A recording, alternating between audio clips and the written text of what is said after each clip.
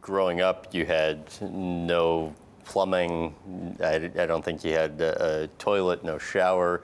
You had heat only from the stove. What do you think not having much growing up taught you about money? Well, I think more importantly is that growing up like the way I did, poor, and with none of those luxuries, all of those things, made you much more hungry for success. So when you grow up like that, you don't shy away from anything. I mean, working to me was kind of like never, oh my God, I have to work. I loved working. If it was in bodybuilding or making an endorsement here or an investment in an apartment building or starting a mail order business or getting into movies or doing this or doing that, it's like, wow, this is really amazing. But it took a lot of hard work, but I never shied away from work. And I think that my hunger and my desire and my fire in the belly, and that nothing could stop me, I think that comes from growing up the way I did. Whether directly or indirectly, what do you think your father taught you about work ethic? Well, my father was kind of like, a plus and a minus. It's one of those things that my father really contributed a lot to my hunger.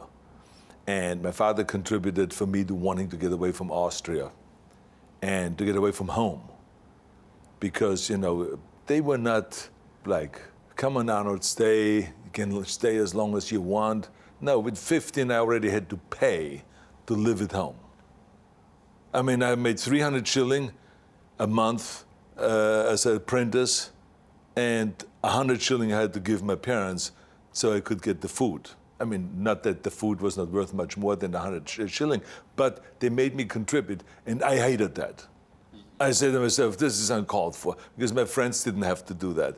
So it was that kind of a thing. So I said, I'm going to get away as fast as I can. I will show you guys. So it gave me the motivation to just leave and get out of there. You wrote, I read your book, and it was great. You made a pointed comment about your dad in your book. You said, quote, every time he hit me, every time he said my weight training was garbage, that I should do something useful and go out and chop wood, every time he disapproved of me or embarrassed me, it put fuel on the fire in my belly. That's right. Why? It was that upbringing. So this is why I said there's the plus and then the minus. So the minus was the immediate effect that it had, that I felt like there was never really a compliment. There was never really, Arnold, you did well in this.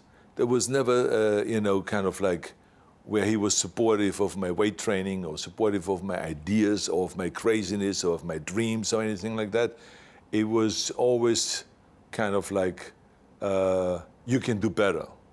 So it was always kind of that, there was every so often was a compliment, but this was not all negative. But I tell you, the majority of times it was negative. And so the reason why I say that there is a plus and minus, because there was the minus, but the positive is that is what gave me the fire in the belly. So the more you kind of create resistance, the person, the stronger that person gets, and the stronger your character gets, and the more you can endure an end. So for that, I thank the world of what my father did. But I don't think that was maybe the intentions.